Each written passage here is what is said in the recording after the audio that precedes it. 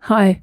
Our next World Concerns program, which is on Monday, September 22nd, has to do with peace breaking out in Rwanda and Democratic Republic of Congo.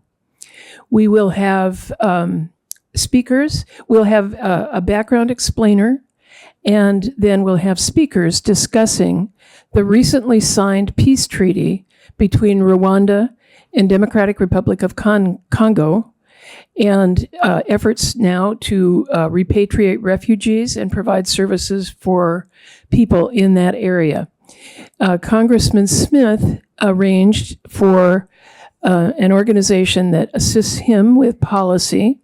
The name of the organization is Africa New Day, and 3 staff members from that organization will be Zooming in and talking to us about their view of the treaty, their view of services on the ground, and what's happening as the treaty begins to go into effect. We will be by Zoom, so they're coming in by Zoom, but we will be live and we'll have an opportunity to ask them questions about the treaty, about their services on the ground. I think there are people in this area who would be particularly interested in this because of a noticeable portion of the refugees who have resettled in the Seattle area are refugees either from Rwanda or from DRC who have come here as a result of that conflict. So in 1994, there was a genocide in Rwanda.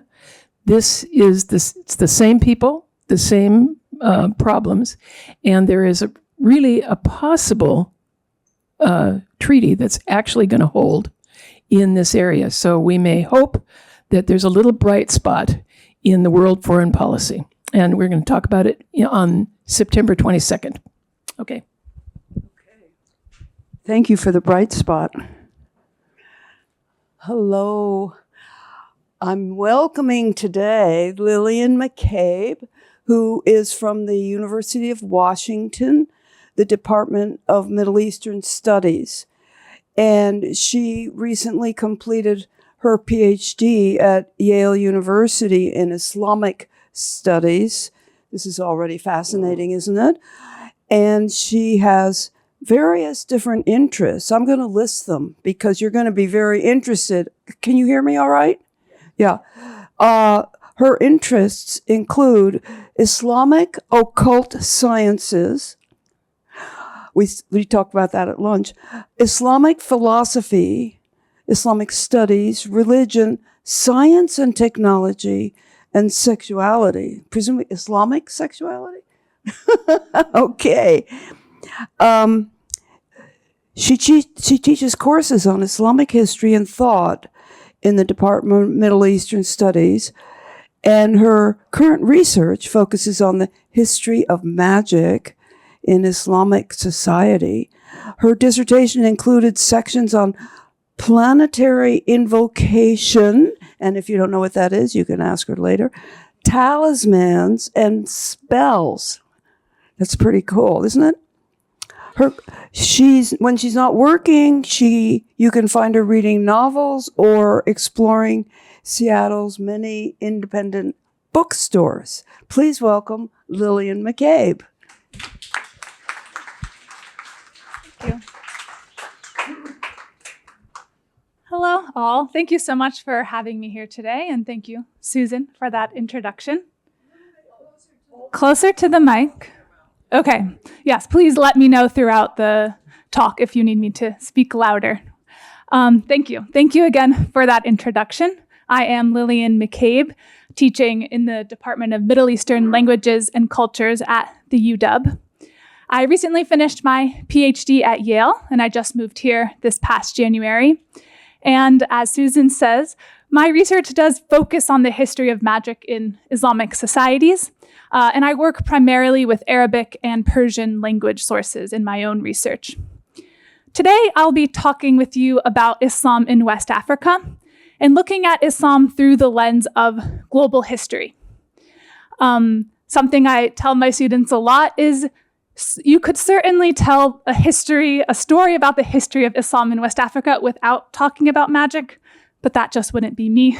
So you will see some discussions of magic. That doesn't mean every person who talks about Islam in West Africa would necessarily discuss magic, but that is my own research interest, and the kind of the exciting things that I think come out of this history are often connected through this belief in the power of words that you could say is kind of has this magical basis.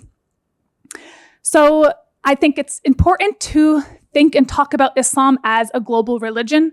I am teaching in what we call MELK, or Middle Eastern Languages and Cultures, or Middle Eastern Studies. But Islam has a diverse and varied life outside of the Middle East. In fact, most Muslims are not from the Middle East in the world today. And so that's why I think it's important to tell these global stories, and also to see how the history of Islam in America is also part of this larger global story of Islam in the Atlantic. So today I'm going kind of circling around a figure. I'm going to start with him and end with him. He'll be kind of the entry point to the story I'm telling today. This man's name is Omar ibn Said. And in some ways, this brings me back to my own roots and the beginning of my studies. I did my undergraduate BA at Davidson College in North Carolina. It's outside of Charlotte, North Carolina. It's a small liberal arts college, pictured here on the top left. And we're probably best known for our most famous alum, who is Steph Curry. Yes, famous NBA player. He played basketball at Davidson, really put us on the map. But I would say another reason why Davidson should be put on the map is for something quite unique and special that is held at the archives down at Davidson. So it was at Davidson. Again, this is a college of about 2,000 students. I started studying Islam, Islamic history, and also Arabic. During my first semester of Arabic, I was a sophomore, just learning the language, and our professor brought us into the Davidson archives at the library to see what I think is one of the most precious objects held there, and that is what is pictured here on the right. So this is an Arabic Bible, a Bible translated into Arabic by missionaries, and it's from the mid-19th century. So the topic of the Arabic Bible is beyond my remit today, but if you want to talk more about this in the Q&A, I'm happy to. The Bible has been translated into Arabic for centuries by Arabic-speaking Christians, but this is an example of a Bible that was translated into Arabic by missionaries who spoke English and wanted to proselytize and to convert Muslims who spoke Arabic. So this is a missionary Bible, you could say, a translation into Arabic from the mid-19th century, and it was given to this man, Omar ibn Said, who at the time was enslaved. And he was enslaved to a family living in North Carolina, the Owens family. And the Owens family donated this Bible to Davidson College and to their archives. So Omar ibn Said was an enslaved Muslim from West Africa, from what is today Senegal. And he was highly educated and therefore literate in Arabic, although that wouldn't have been the language he spoke at home with his family, but it was the language that he was educated in as a highly educated and literate Muslim. So this Bible was gifted to him or given to him by the family who enslaved him in the hopes of converting him. And there are some accounts that this attempt was successful, but we can return to this question at the end of if he actually did convert to Christianity. So what we're looking at here in this photo is the opening of Genesis. And let's see, I think I can, okay. So we see this is handwriting here, up here, and down here. So everything else is printed. I can point it out over here. The 2 lines of handwritten text that we see here and up at the top. So the rest of the Arabic script here is printed, but we actually see Omar ibn Said's own personal handwriting here on the notes of this page. And what he's doing, you can see the first line, he's copying out the first line, just says Bismillahir Rahmanir Rahim, like in the name of God, the most merciful, the most generous. And down here, he's translating in new terminology, what he knows of the Bible. So while in Arabic this says this is the first book of the Torah, he writes in his own handwriting, this is the first book of Moses, of the prophet Moses. So as a highly educated Muslim, Omar ibn Said would have been familiar with the Bible, at least in general terms. The Bible is considered by Muslims to be sacred scriptures that were revealed to previous prophets. So the Torah was revealed to Moses, the Psalms to David, and the Gospels to Jesus. So Islam teaches that all of these men were prophets, legitimate prophets and messengers from God, but that their revelation somehow became corrupted over time, requiring God to send down one final message to humanity that will miraculously not be corrupted. And that final message sent by God is the Quran, and the final messenger is Muhammad. So please let me know if you have any questions about this during the Q&A. This is something I'm very interested in, which is kind of Islamic conceptions of other previous religions like Christianity and Judaism, and also other religions that aren't mentioned in the Quran. But Judaism and Christianity are mentioned, as well as these prophets. So Omar ibn Said, when he's given this Bible, he knows in general terms what it is. He thinks of the Torah as a legitimate revelation to the prophet Moses, and that's what he's writing here. He's remembering, oh yes, this is the first book of Moses. So I'm going to put Omar's story into a global frame and see how he is part of what we might think of as a broader Atlantic Islam. So using Omar, right, I said we're going to circle back to him at the end, but we'll start off talking a bit about the current state of Islam in West Africa and its long history there. And then we'll move on to exploring the spread of Islam from West Africa and across the Atlantic, and the different connections that were forged through this movement of Muslims and through Islamic ideas. So we're looking here at a map of kind of the density of Muslims in different countries in Africa. As this map shows, Islam is practiced by a significant part of the population of West Africa. But I do think this map can be misleading in some ways. It's almost like the election maps, right, where there's a desert there. There's a big Sahara desert, so there's not that many people actually living in this region. Although percentage-wise, that those are where those countries are majority Muslim. But in fact, I'll take the example here of actually Nigeria. So this map is showing relative density. So the percentage of people, right, in each country who are Muslim. So in Nigeria, which we see here, pictured this color. Nigeria, about half the population of Nigeria today is Muslim, and the other half is Christian. What's deceptive about this map, though, is again, this is relative density, but Nigeria is the most populous country in Africa. So at over 230 million people, that makes 50% of the Nigerian population quite a lot of people. In fact, you could say that Nigeria is one of the countries in Africa with the largest Muslim population. So it's not density doesn't tell you everything here. And I can pause here for a bit because I like to do this with my students. Again, to get them thinking about Islam as a global religion and thinking about Islam outside of the Middle East. So if we go by population, does anyone have a guess about any countries, the top 5 countries with the largest Muslim population in the world? Indonesia is number 1. Great. Perfect. Yes.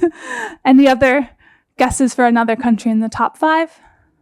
India. Yes, exactly. So number 1 is Indonesia, number 2 is Pakistan, and 3 is India. Again, where Muslims, although a minority population, when you have a country with 1 billion people, a minority population is still very large. The 4th largest by population is Bangladesh, and the 5th is Nigeria, the 5th largest Muslim population by country. When we get into number 6 and 7, that's where we see Egypt and Iran, which is usually the places in what we think of as the Middle East and the heartlands of Islam.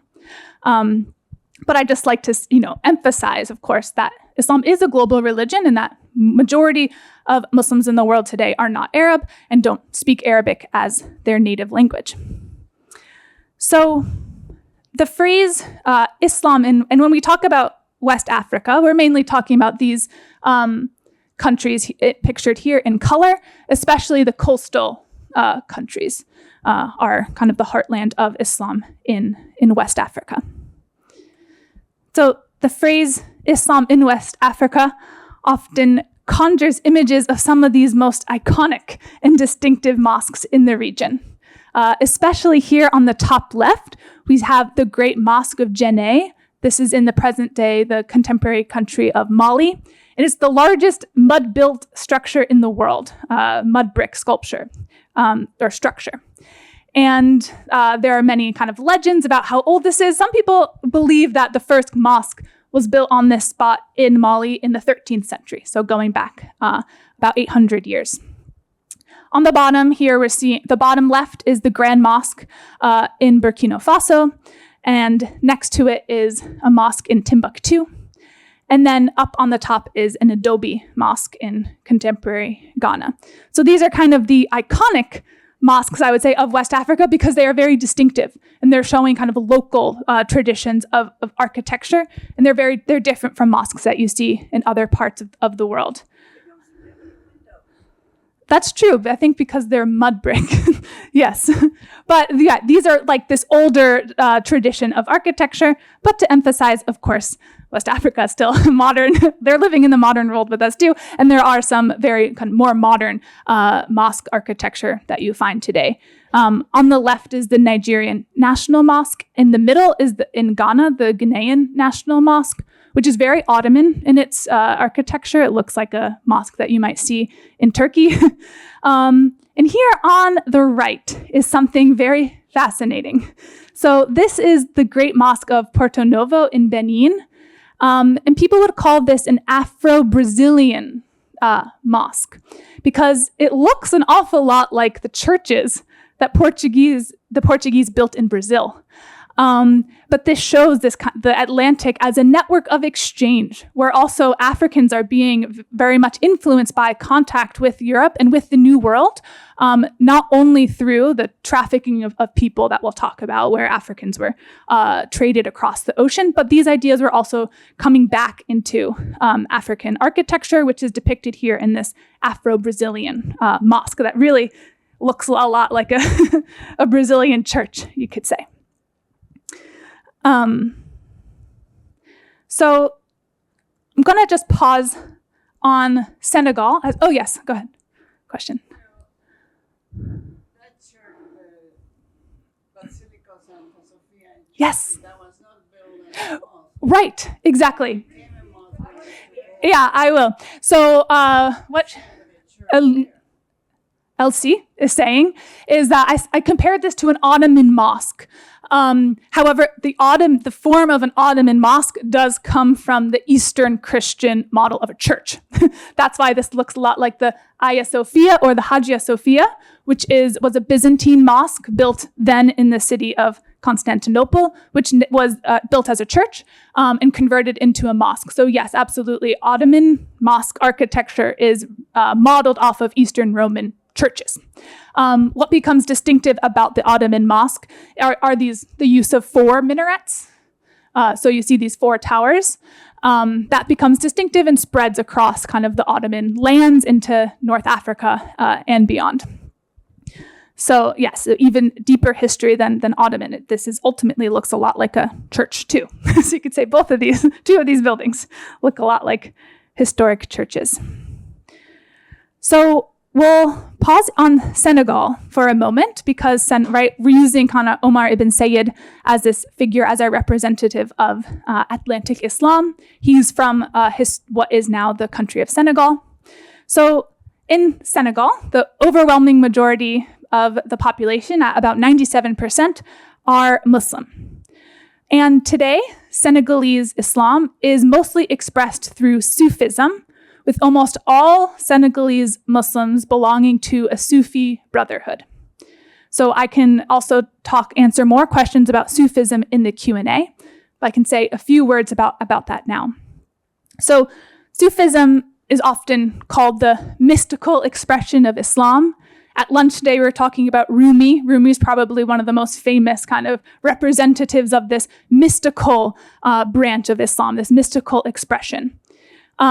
Sufism, to simplify, is often an expression of Sunni Islam, so it isn't a separate sect, although the lines can blur, and I can talk a little bit about the blurring of Sunnism and Shiism through Sufism. But Sufism generally is kind of among Sunnis. Some Sunnis practice Sufism, you could say. So it's not a separate sect. Whirling dervishes are also, yes, and which is that sect was founded by Rumi and Rumi's son, of the whirling dervishes, another kind of iconic image of what Sufism is.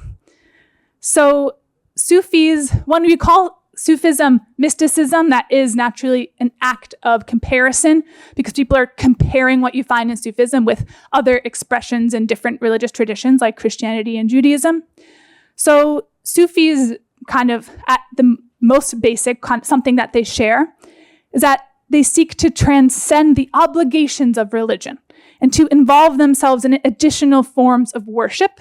So for instance, if you're familiar with the 5 pillars of Islam, one of these is praying 5 times a day. So Muslims agree across different persuasions that the Prophet taught you should pray 5 times a day and taught exactly how to do these prayers. Sufis might say that's not enough. 5 isn't enough. They want to do more, right? That this desire to do more than what is just expected of you in the religion is something that you find within Sufism. So some Sufi orders have just also their own kind of rules and formulas for additional prayers that they'd say throughout the day. Or some even want to reach a kind of state of constant prayer, being in a state of constant meditation and constant devotion to God. And you could also say Sufis strive for a death before death, meaning that they strive to enjoy some of the promises of the afterlife while still living. And so this is, again, something you see in other religious traditions where Sufis seek to have kind of ecstatic experiences of the divine and have these maybe visions of the divine through these practices, sometimes ascetic practices, which again, you may be familiar with through monks or also maybe in Indian religions, this desire to live an ascetic life in a way that is kind of that you're devoting yourself to the religion more than just the basic obligations. So Sufism is organized through orders. A Sufi order in Arabic is called a tariqa, or sometimes called a brotherhood. Brotherhood gets to the social aspect of a Sufi order, but they're not necessarily gender segregated. And there are kind of orders that are predominantly for women. So maybe a Sufi sisterhood almost, you could say. Those do exist. And so a Sufi order is often named after the founder. So the Mevlevi order, for instance, that's the order of the whirling dervishes. That's named after Maulana, which is the name that people call Rumi. So it's often named after the person who has inspired this order. And then these orders, maybe you could almost compare it to like Jesuits and Franciscans, right? Where you have a distinct social body, people belonging to this order, following the teachings of a particular teacher, and then how teachers can continue throughout generations. So in Senegal, Sufi brotherhoods are very common. And the leader of a Sufi order is often called a marabout. And a marabout also can be a name for just a very pious person, too. In Senegal, in the 18th and 19th centuries, these Sufi brotherhoods became major centers of resistance to French colonialism. So that's what is pictured here on the bottom. These are some postcards from French Senegal when Senegal was a French colony. And you can imagine why this would happen, because these brotherhoods are organized. They're closely in close sociality with one another, and they also have physical institutions. So often have their own schools, their own mosques, and so they have these places where people can literally organize against colonialism. Here on the top left also is a contemporary image from this year of some Senegalese women who are Sufis, and they're gathering together for a commemoration of the founder of their order. Just to stress that brotherhood is often used, but it doesn't mean that only men belong to these orders. Sometimes they are.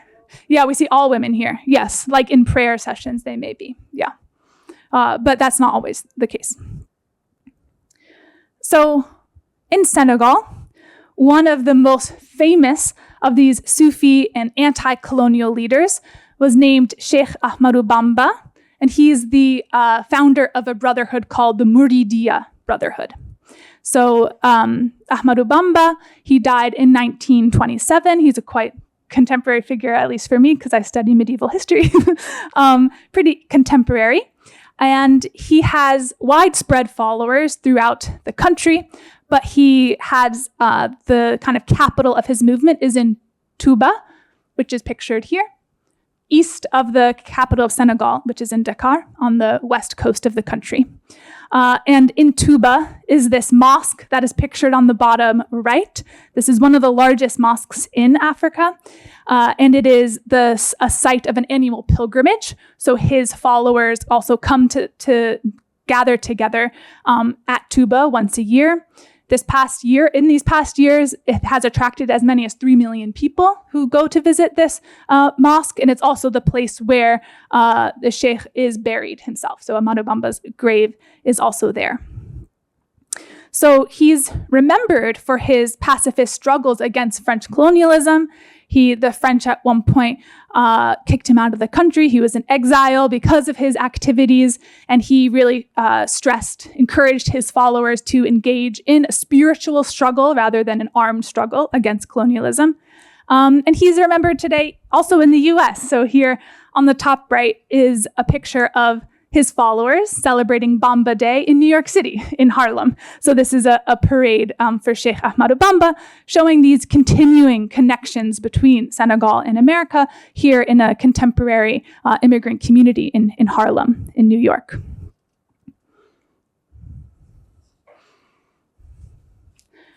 So there's a very rich and long history of Islam in West Africa. I mentioned that some people think, right, the original foundations for the mosque on the top right here in Mali were established as early as the 13th century. This shows that Islam really has a very long history in this region. So when did Islam spread to this region in West Africa, and how? So the process of West Africa becoming majority Muslim was a quite slow one. So Islam first reached this region through trade.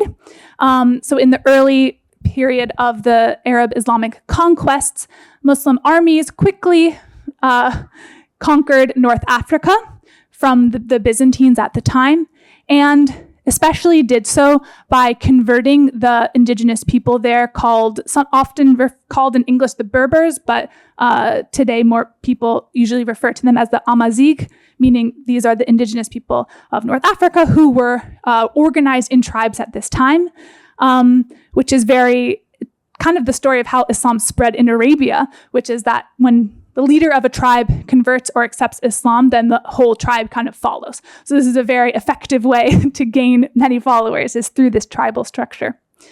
So beginning in the 9th and 10th century, so as early as the 800s, these Muslim Amazigh or Berber merchants started traveling in caravans from North Africa, or what is today modern Morocco, across the Sahara. When they would cross the Sahara, they would get to these regions in West Africa, such as a contemporary state of Mali, and would reach these urban centers to engage in trade. Now, Mali sometimes also, or this is called the Gold Coast because there's a lot of gold in this region. So it's a very profitable exercise for these North African merchants. Early, by the 1000s, so by the year 1000, we see Muslim quarters cropping up in some of the urban centers in West Africa. So we have neighborhoods where these merchants live, or where these merchants may have families, but they continue to trade between Morocco or contemporary Morocco and this region. And through this trade and these powerful and quite wealthy merchants, Islam first reached the urban elite of these kind of centers in West Africa.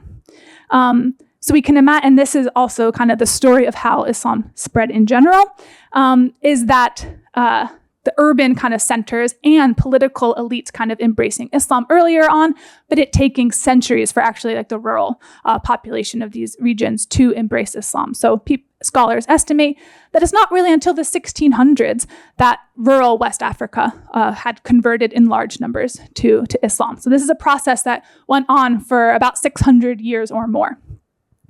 So in addition to these merchants, Islam really spread through empires and through teachers. And these are connected because we would often have kind of powerful emperors, such as emperors of the Kingdom of Mali, converting to Islam, and then founding institutions that would promote the spread of Islam. So they would found universities, found schools, they would pay teachers to go teach students, and this is the way that they would encourage conversion into Islam. And also, of course, the promise of having access to these elite rulers and the elite merchants is something that attracted some people.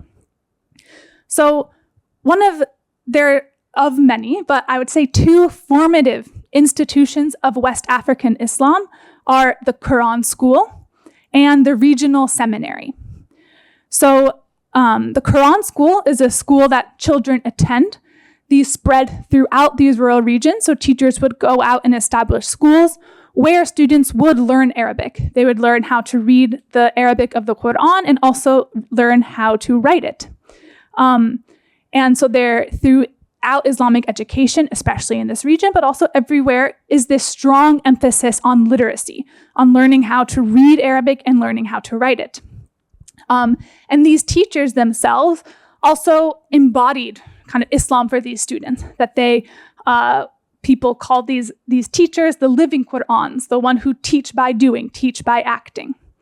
So students would learn the Quran in these schools and these Quran schools, and often memorized by means of such tablets like we see here on the left. You often see these in museums too. So this one on the left is in the Met, I believe, and this one's from West Africa. And we see like this kind of bending in, right, on the bottom. That's because they sit on the lap like you see here in this image. This is a more recent image. This is a picture taken in Sudan, so not in Western Africa. But we can see how these boys are using these tablets, that they rest them on their lap, and then they're writing out the Quran from memory. So this is how they're helping themselves to memorize the Quran, and then you can wipe the ink off the board and start again. So it's kind of like a tablet in that way. So the Quran schools then are focused on really memorizing the Quran and educating young boys, young students. And then those who were bound for higher education could then go seek it through seminaries or through these universities that cropped up in cosmopolitan centers, especially ones like such as Timbuktu, where this university was founded by an emperor who had converted to Islam. So at these seminaries or universities, Muslims did and still can study more difficult topics such as grammar, so Arabic grammar, also theology, law, and Sufism. So Sufism itself has textual history, so there are key texts that you might read and learn about kind of the science of Sufism, it's called in Arabic. These graduating from these universities turns someone into a teacher themselves and an expert that you might yourself become a marabout or a teacher through having studied intensely these sources in the university setting. And also often studying these texts of theology and law meant memorizing them. So there's a lot of memorization involved in Islamic education. These experts, so these highly educated kind of pious Muslim men especially, were often consulted for their knowledge and their ability to make powerful objects like talismans. These talismans can be used for protection. They often invoke different names of God, and so they're kind of amuletic in that sense that they are not existing in a realm separate from religion. They're really trying to harness power, the divine powers, for protection or for other purposes. But that's the other images I have here on this slide. So on the bottom is a talisman written in Arabic. So even though, right, many of these scholars, they don't speak Arabic at home, Arabic is a sacred kind of high language and a very powerful language because it is the language of the Quran. So here is an amulet from West Africa. that's a winged horse, if you couldn't tell. It may be referring to Burak, who's this legendary winged horse that the prophet rode, which I can answer questions about him. And then around it are quotations from the Quran and other kind of formulas for protection. And also on the right is another talisman, another kind of way of diagramming these protections using symbols, using letters. Again, it's kind of calling upon the divine to protect the person who is in possession of this talisman. Talismans like this are often worn on the body, and that's what's pictured on the top right is an amulet case. So these would be often folded up and then put into this case, maybe worn as a necklace or something, but somewhere that it would be kept close to the body of the person who's seeking this protection. Okay, so to recap, Islam in West Africa has a long history that continues today, really focused on literacy, on learning Arabic, and how Islam has kind of spread through education and the belief in these kind of holy men who are able to kind of access the divine through their elite knowledge and education. So, moving forward. Lower right that's another kind of amuletic design in the form almost of a magic square. So we see it here are showing like sacred symbols, and some letters are wrapped into this, where often each symbol is given a numerical value. Sometimes you'll see a magic square just filled with Arabic letters. This has also symbols, but each symbol has a numerical value. And then it's kind of like Sudoku. I don't know if any of you play Sudoku, where it's like every line, vertical and horizontal and diagonal line add up to the same number. So it's also kind of a mathematical trick. Like this is people also write about the history of mathematics in West Africa. They talk about this, which shows a very complicated understanding of kind of the algorithmic, the way of creating these squares. And then that square is thought to have a certain power of calling upon the divine. So, knowing that West Africa is home to many Muslims and has been for centuries, it naturally follows that many of the people who were enslaved and trafficked across the Atlantic in what is often called the slave trade were themselves Muslim, especially kind of the top part of these arrows, people being trafficked from this region would be predominantly Muslim. So this traffic in enslaved people from Africa across the Atlantic persisted for nearly 400 years and is the largest forced migration in human history, where an estimated 12 million Africans were trafficked out of Africa, and again, many of those people were coming out of West Africa. Only a minority of that 12 million were brought into what is now the US, although of course that is an important part of this history and our history here in the States.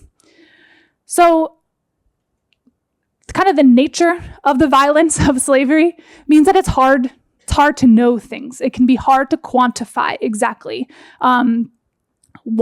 who was enslaved, where they were taken, and things like that. So scholars have to be creative in how they use sources, and estimations often remain that estimations. But kind of the largest estimation is that maybe almost 30% of those who were enslaved were Muslim. Maybe a more conservative estimate would be about 20%. So also, when we think about the history of slavery in the US, there are estimates that as many as 20% of those who were brought over as and enslaved may have been Muslim from their upbringing. So one source, we won't go into all the different sources, but one source of human beings that were sold to these traders, to European traders, were captives of war. So the Europeans could pay a lot for these captives, but also often traded for these captives, which meant that there were incentives for rulers of different kind of kingdoms in this region to capture enemy fighters and then to sell them or to trade them. So this is like a cycle, you can imagine, because often these kingdoms and these leaders were trading the captives that they captured for weapons. So Europeans really at this time, we're talking 17th, 18th century, had much more advanced weapons than were available to people than the weapons that were made in West Africa. So there was an increasing demand for these weapons. But this is the feedback of war. People want weapons, so they engage in war to take captives to get more weapons to engage in more war. So in the 17th and 18th century, there are a series of wars being fought in West Africa, sometimes, over old territorial disputes, sometimes of a religious nature, but also sometimes with the stated intention of just capturing enemy fighters in order to trade them for European goods or for money. So what does that mean? That means that some of those people who were captured and trafficked and enslaved were soldiers, right? Or had been captured from enemy armies by the people who had traded them. And so this then led to a reputation that enslaved Muslims had in the New World for their involvement in different anti-colonial revolts, because they had the advantage of having been trained to fight, and also that they were able to communicate with one another in Arabic, which is a language that their enslavers could not decipher. So there are several examples of this throughout kind of the history of slave revolts in the New World, in this hemisphere. But we'll take a quick look at a very famous revolt, the Malay Revolt in Bahia, which is in modern-day Brazil, which occurred in 1835. So some of the Muslims who led this revolt are known to have been active in wars in West Africa. So that means that these were men with fighting experience, and they were highly educated as Muslims, meaning that they were literate. They could read and write Arabic. So in Bahia, there were a wave of minor revolts in the early 19th century.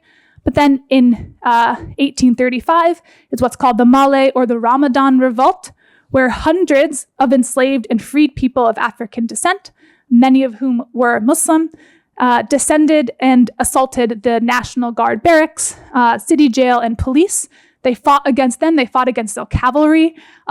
Eventually, this revolt was quelled by the colonial administration, but it was quite successful in the terms of revolt at this time, in the sense that they did manage to kill some of these members of the National Guard, and they had kind of taken these people by surprise.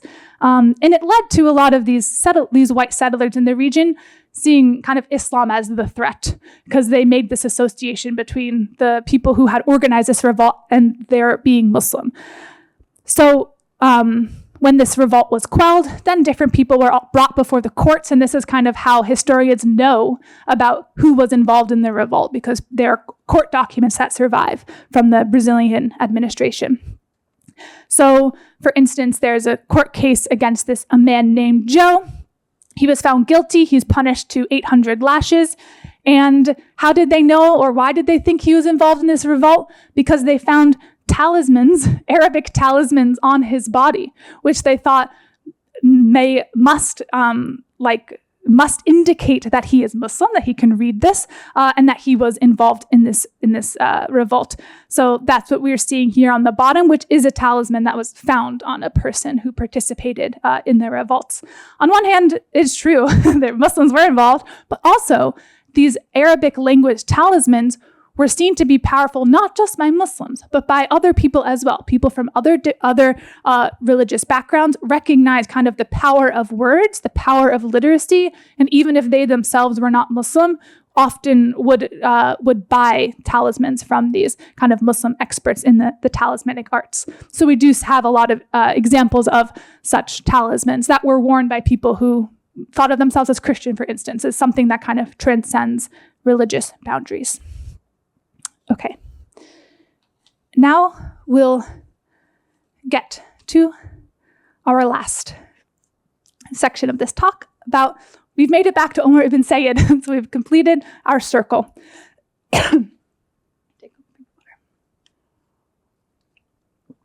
As I said, Omar ibn Said was a Muslim scholar from West Africa in present-day Senegal.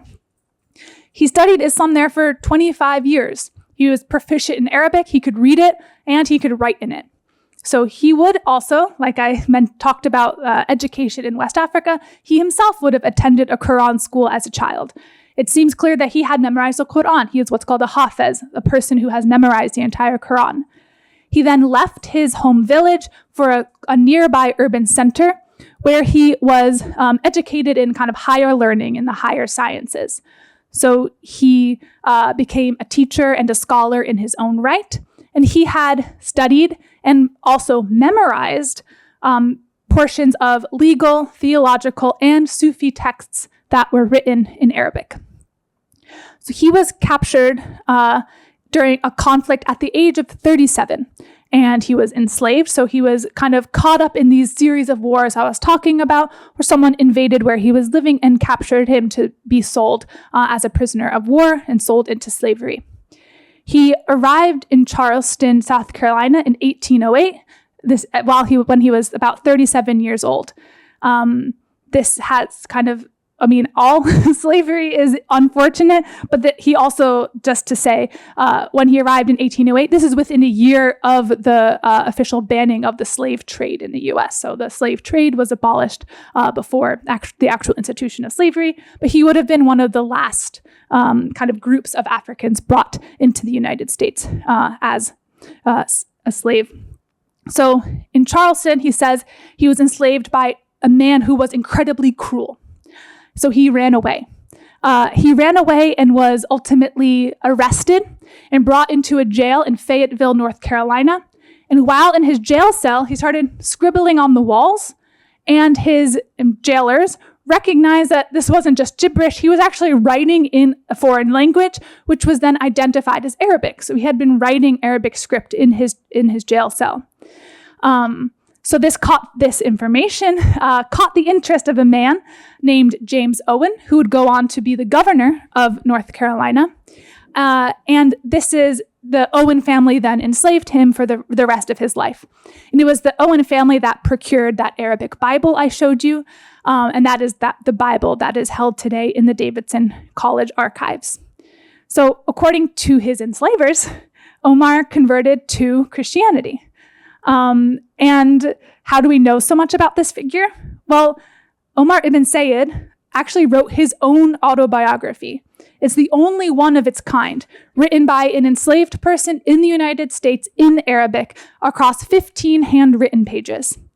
And this autobiography, for a long time, was not understood by the people who could look at it. In fact, only recently have kind of full critical scholarly translations of this work been done in consultation with people who are familiar with kind of the study of Islam in West Africa specifically, to be able to contextualize the way he's using words, his handwriting in the West African tradition that he comes from. So I myself, keep doubting, did he really convert to Christianity? Well, this is a question I like to pose to my students. We read his autobiography in my class, and I ask them, does this sound like a person who has embraced Christianity? Because he keeps praying for the Prophet Muhammad. He keeps quoting from the Quran. He sounds a lot like all the other Muslims we read in my class on history of Islam. So the thing is that his enslavers could not read his writing. And his autobiography does contain some clues that he may not have converted or genuinely converted. He did apparently attend church, right? This is a person whose movements and freedom were very contained, right? He didn't have the freedom to deny his enslavers their efforts to convert him to Christianity. So it may be that he appeared on the outside to have embraced this new religion, but his writing suggests that he hadn't kind of fully converted. He does continue to use references to the Prophet and references to the Quran. Some of the amazing things about his autobiography and what recent scholars have been able to discover is that he is quoting from memory Arabic texts on theology and on Sufism that he had memorized in his education in West Africa. And he's writing these down about 40 years after he learned them. And he himself struggles in his autobiography. He says, I've forgotten so much, but really I think we can be amazed today at just how much he remembered. He seemed to have remembered. So I have these two pictures here. These are both in his handwriting. Here in the middle is, what's funny is that on the other side of this piece of paper, a librarian or an archivist has written a translation of the Lord's Prayer into Arabic. And it's true, I could have also shown a picture of a couple times when Omar ibn Said did translate the Lord's Prayer, right? Our Father who art in heaven, hallowed be thy name. He translated that into Arabic. But this is not one of those cases. In fact, this is a chapter from the Quran, very quite clearly. But it's funny that someone who collected it, who couldn't read Arabic, did think it was the Lord's Prayer. So that may be that he was engaged in this process of, oh yes, this is a prayer to God, right? But it's actually a short chapter from the Quran. And here on the bottom right, we're seeing a talismanic drawing that he drew himself. This talismanic figure appears on a couple different papers that have survived. And here we see that basically the names of the Owen family are written down here. So it looks like his enslaver, James Owen, may have asked for such a talisman, that this is a protective talisman to protect this family, the Owens family. But this also shows that, Omar ibn Said was himself a marabout. He was exactly this type of expert that we've been talking about that still exists in West Africa, who have gone through these different levels of education and ultimately reached this level where they can be consulted to also create these objects of power, these talismanic objects. So to finish, for those who are interested to read more about Omar, Susan has a copy of this book on the far left, I Cannot Write My Life. This is the most recent study of Omar ibn Said's writings, and it includes translations of all his writings that survive. The next one is another kind of classic that's also taught in the classroom, Servants of Allah. This is a book about the history of African Muslims who had been enslaved in the New World. I drew also on the Walking Quran. This is a study of West African educational systems and its continuity, how it has continued over time, which is why we can learn so much about Omar ibn Said from consulting contemporary Islamic scholars in West Africa. This is written by a scholar, but he's best known because he ran as Jill Stein's vice president this past. I don't know if anyone's following. This is Butch Ware. That's what you may have heard about him, but this is his academic work. And finally, this text, Insignificant Things, takes an art historical approach to this kind of Atlantic connection in Atlantic Islam, showing these kind of sacred objects like talismans and how they circulated among enslaved people, not just Muslim enslaved people, but all, and how kind of Arabic had this cross-religious and cross-cultural power as a holy and sacred and powerful language in the Mediterranean. Okay, so thank you. That's all I have for you today. And I'm looking forward to being in just conversation in the Q&A. So thank you.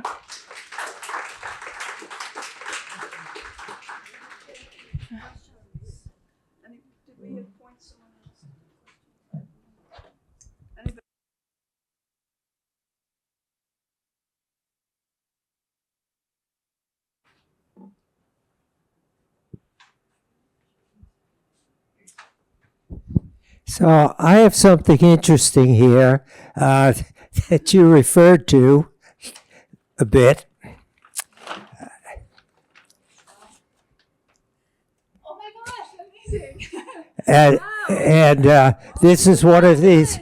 But the fact of the matter is, I was told, or my wife and I were told, that this is the Lord's Prayer. Now, maybe you can... we got this in Sierra Leone, and when we left after 2 years, one of our, we were both in the education system. I'm not sure whose, some principal along the way gifted us this as a going away present. Now, is it the Lord's Prayer? Can you read it? It's interesting. Additionally, the mythology, and I don't know whether this is true, is that the black ink that was used, each kid, by the way, in a class would sit out there with one of these boards, and they would laboriously write this ink that was made from ashes. But because it was supposedly sacred text that they were writing, when they went to clean it off, they would wash it off, catch the water, and drink it down because they couldn't throw the sacred text on the ground. I don't know whether that was true or not. Yes. What do you think? I would love to take a picture. Of course. Of course. It's not immediately apparent.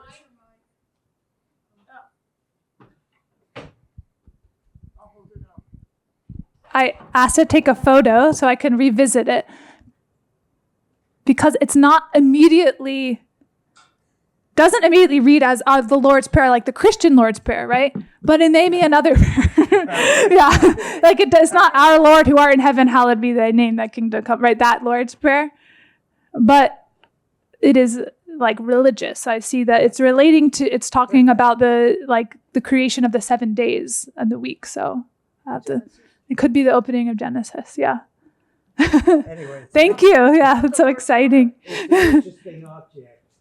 Yes.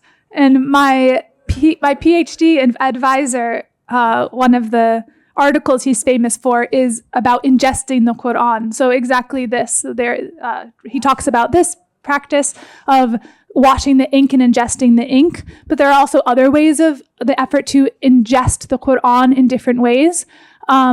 For instance, there are bowls that can be kind of inscribed, like metal bowls that are inscribed with Arabic text in the middle that are filled with water and prayed over and then ingested, that you're kind of imbibing the words. And it's also very, very common for people today, for Muslims today, to pray into their hands words of the Quran or sacred words and then kind of wash those words over their face. So you may see like this. Wow. It's similar. It's like the power of the words. It's beyond just speaking that you embody it and you want to bring it in close to your body in different ways. Yeah.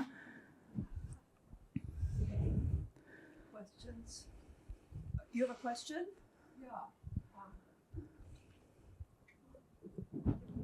I'm wondering how important Islam is in Brazil these days. Yeah, I am not an expert to speak much on that, but Islam is practiced in Brazil today. I think that's also in terms of, from the scholarly standpoint, in Islamic studies, people are wanting to broaden more into this area because we're still trying to kind of break down the Middle East-centric way of studying Islam. So there are scholars today who study Caribbean Islam, so Islam among different populations in the Caribbean. And Islam is, yes, a living community in Brazil. I think like a connected history as opposed to the history of Islam in the US, where many enslaved people were Muslim, but it's not a continual story where people were able to continue practicing Islam without the kind of the institutions that are necessary to pass a religion down among kind of within family groups and kinship groups because of, the nature of what American slavery was like. When you referred to magic, Yes. are you talking about things like washing your face with it, Right. or something different? Great question. I personally am not, right? I think that is part of religion, right? It's not that it completely makes sense in the religious explanation of the sacred.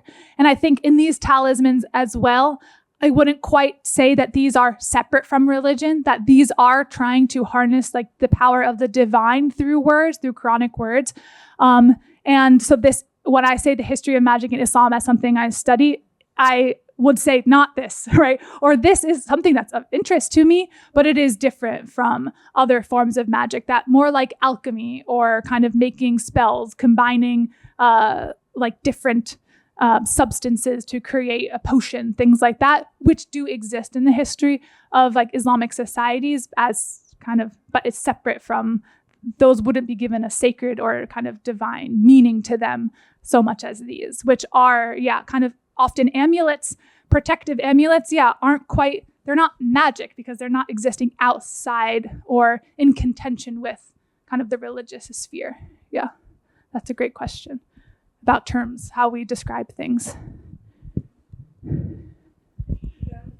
Would you speak just to the modern situation of Christianity and Islam in West Africa? It seems to me not too long ago there was a possible Pope candidate from Africa. Oh, and it seemed to me there's almost a renaissance of Catholicism or Christianity there now. Yeah, that's a good question. I mean, places like in countries like Nigeria, where it's a pretty even balance, that there is more kind of interfaith friction, but also interfaith dialogue occurring among different populations there. But mainly Christianity, right, was brought to West Africa through missionaries who were active there for a few centuries, and often were the most successful at converting those who had not yet converted to Islam, in the sense that historically speaking, the main African Christians had converted from indigenous local religions rather than from Islam. This is kind of a cliche, but interesting, because basically when Muslims have answers to Christianity because they've heard about it before, and they know, we know Jesus, he's a prophet, he's not God, no, right? They have answers to the missionaries as opposed to those who, where this material is new, right, are more likely to embrace the tradition. So in that sense also, that Islam and Christianity are increasingly the most predominant religions at the expense of indigenous traditions, but certain indigenous or like kind of local practices do remain alive within these traditions. So people who study Pentecostalism see, interesting local ideas of spirits making their way into a particular expression, a Christian expression. Also within Sufism is often, it's kind of a bit of a cliche in the field, but it's true that Islam often spreads through Sufism because Sufism is so adaptable to other local traditions. So you can imagine Sufis being adaptable, for instance, in the Indian subcontinent about, we like to meditate and focus on our breathing and pray all day. And that some people from certain Hindu backgrounds have, that makes sense, right? Historically, that this entrance into Islam is like a welcomed entrance. So in that sense also that certain kind of local traditions remain alive in some expressions of Sufism as well. Yeah. So Said, is this on? I can't tell. Yeah, yes, now it is. What about the advances in science, math, and art? Did Said bring that with him? Oh, interesting. So we're asking about kind of, the educational background of Omar ibn Said. And I don't know if we can say that. I mean, he himself was an expert in the religious sciences. He was, he called himself a sheikh, that he is educated in the religious sciences more so than others. Sometimes you do see in talismanic drawings this kind of the bleeding of mathematics and creating, say, these magic squares. But also the nature of his enslavers' interest in him means we don't have evidence, yes or no, right? We don't know much about his interest or knowledge about mathematics because the Owens family was interested in his religious knowledge. They were interested in trying to convert him and his ideas about religion. So I can't say for sure, but I don't know exactly what he also would have been educated in those realms in Africa.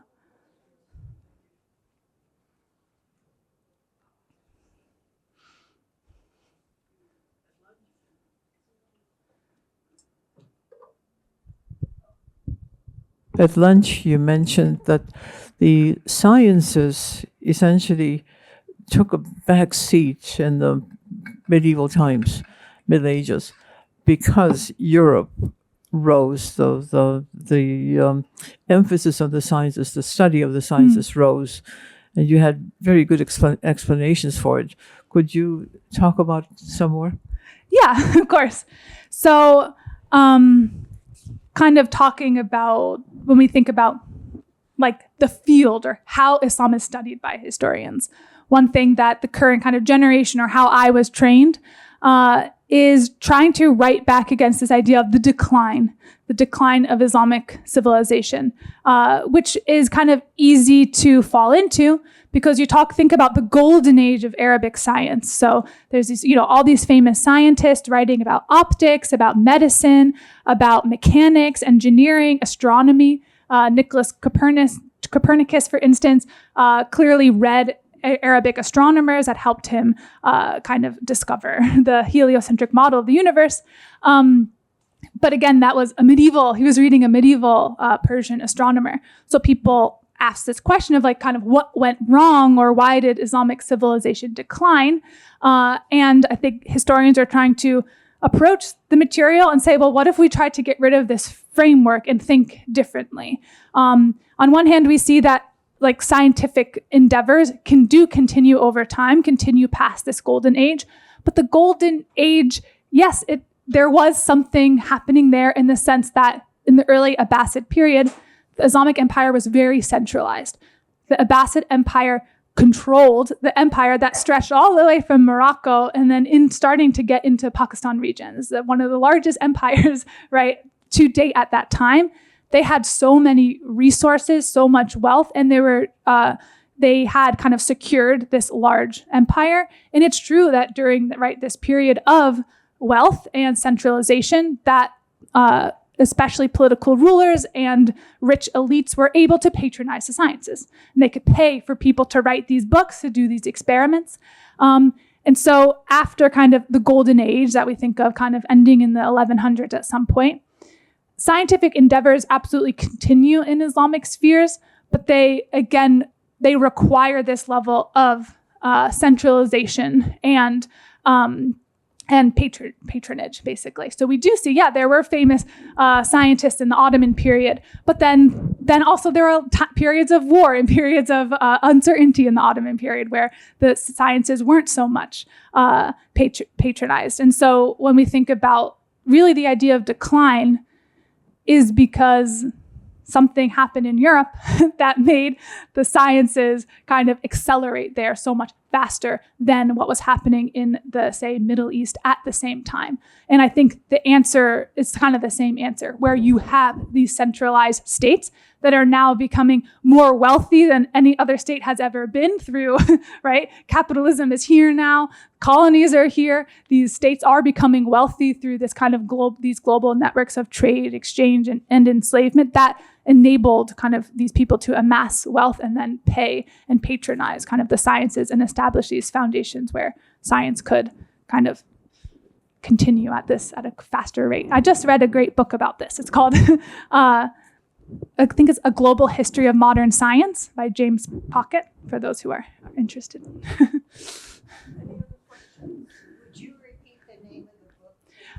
I believe it's called A Global History of Modern Science. Yeah. You have another question,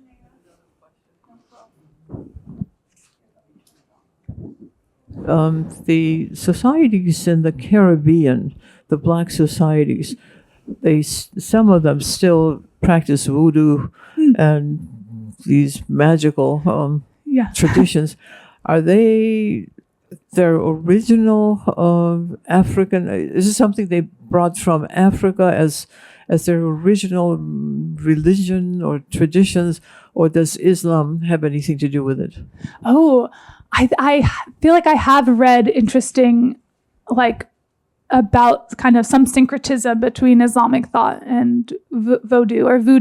But voodoo is, yes, it is by nature syncretic. It is kind of drawing from African spiritualism, but it is created in communities of diversity, where people are coming with many different kind of ideas. So I think, I have seen an example of people practicing voodoo and talking about Allah at the same time. I'll have to get that citation for you. Yeah. Yeah. Any other questions? Are we finished with the time, Anne? You're tapping your watch. Okay. I'm interested in the survival of indigenous practices within Islam. Did that go on? Yes, to a certain extent, yeah, where like local Sufi, or I mean, it's kind of up for the historian to discover, in the sense that those practicing these practices just think of themselves as Muslim, right? They are Muslim. But it may be of interest to the historian to see how ideas developed in a certain region were created in conversation with what was there before. Yeah. See, Yes. the continuation of indigenous religions in the churches where Right. they snuck in all those symbols, right? Yeah. So I would expect something similar. If you convert, why would you give up everything? Right. Why not just add on to it? Yeah. For instance, like the people who are Muslim and whose families have been Muslim for a long time, for instance, in West Africa, may continue certain practices of revering their ancestors. That is a local tradition, and that's not seen as something in conflict with their religious identity. But the historian is interested in seeing how well those practices may predate the introduction of Islam to the area. Yeah.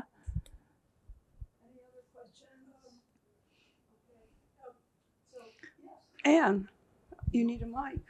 Here you go.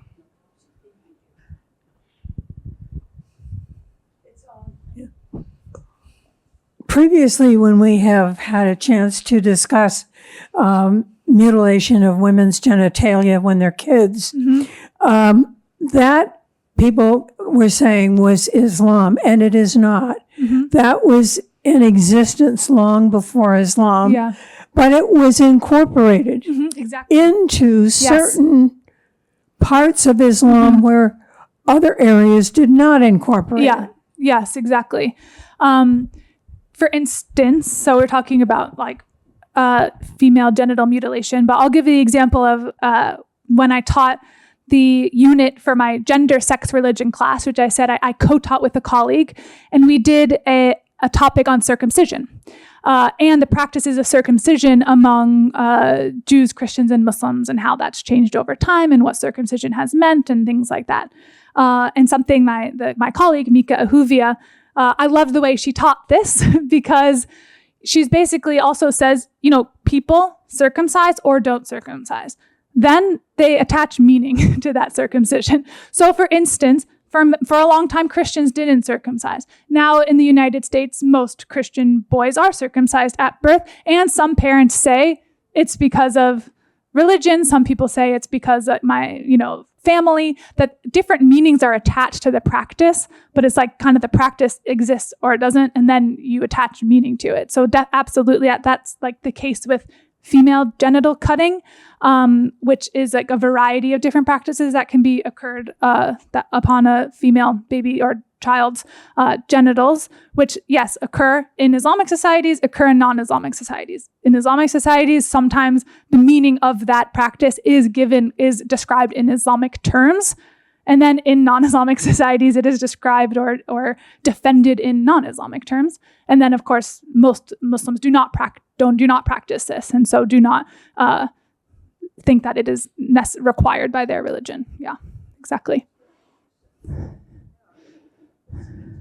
Interesting. There's a lot of individual decision, not individual, but the decision of that group. Yeah, that's very interesting. I think also I come from like the study of religion. So I'm always also interested in like, okay, well, but when can religion not explain something anymore, right? Or where religion is a way that people make sense of something, but it's not the only way of making sense of something as well. That's right. Yeah. That's very interesting. Thank you very much. This has been a terrific presentation.